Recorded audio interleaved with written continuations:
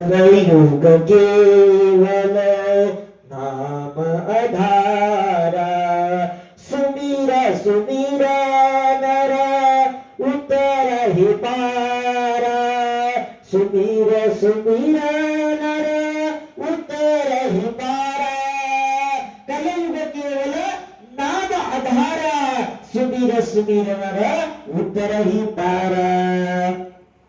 या ठिकाणी या कलियुगामध्ये नामाला महत्व आहे। त्रेतायुगामध्ये यज्ञ क्रिया, त्रेतायुग द्वापारयुग या युगामध्ये यज्ञाला महत्व होतं।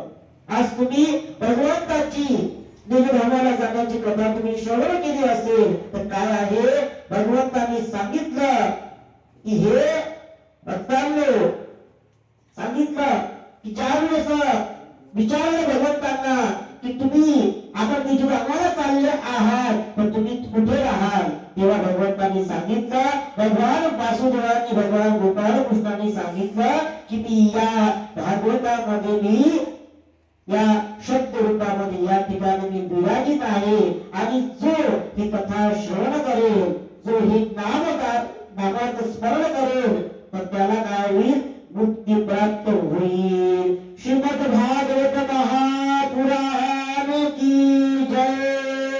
हे भागवत कथेचं काय महत्व आहे। आज कलियुगामध्ये आपण हे सगळं नामावर चालले आहे। आता आपण या ठिकाणी हरिपाठ करतो, संस्कृतचा मंत्र म्हणतो का नाही म्हणत। ज्ञानेश्वर महाराज ज्ञानेश्वरी लिहिली काय आहे, मराठीच आहे ना, प्राकृत भाषा आहे। कशासाठी आहे, कारण की इथे नामाला महत्व आहे, गुरु नामाला महत्व आहे। गुरु काय आहे तर आपल्या जीवनामध्ये जो अंधकार आहे ते अंधकार दूर करण्याचं काम हे संत करत असतात। संतांचा काय असतो, दरबार असतो। म्हणून सर्वांना आव्हान आहे या कथेच्या माध्यमातून की सद्गुरु दरबारामध्ये सेवेला काय अनन्य साधारण महत्व आहे।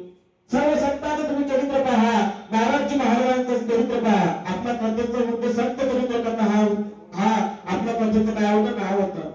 नारदजी महाराजांनी सेवा केली तर त्यांना काय भेटलं, नारद पद भेटलं।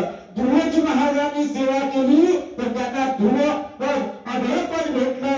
भक्त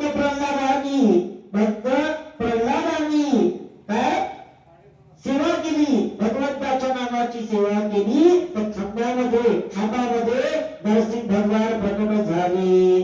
नरसिंह भगवान त्या ठिकाणी प्रकट झाले ते कशाच्या आधारावर, संत सेवेमुळे आहे।